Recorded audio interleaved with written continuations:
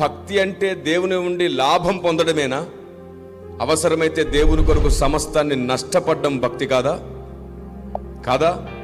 పౌలు భక్తుడు అంటాడు, క్రీస్తు నిమిత్తం నేను సమస్తమును, ఇది లేఖనం, ఇది వాక్యం, బైబిల్లో ముద్రించబడ్డ పరిశుద్ధాత్మ దేవుని స్వరం, నేను దేవుని నిమిత్తం సమస్తము నష్టముగా ఎంచుకుంటాను అన్న పౌలెక్కడా?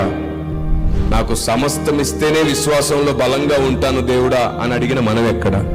అన్ని బాగుంటే నేను నమ్మకంగా ఉంటానంటున్న మన ప్రార్థన ఎక్కడ? ఏం బాగోలేకపోయినా నీతో నేను నమ్మకంగా కొనసాగుతానన్న పౌలెక్కడ? దేనిని భక్తి అంటుంది నేటి సమాజం?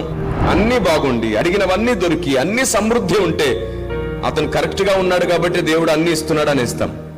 మరి పౌలు తన జీవిత కాలంలో అన్ని అనుకున్నట్టే పొందుకున్నాడా? ఆకలితో ఉన్నాడు, రాళ్ల దెబ్బలు తిన్నాడు, కొరడా దెబ్బలు తిన్నాడు, ఓడబద్దలేంది సముద్రంలో, దేవుడు ఎందుకు కాపాడలేదు?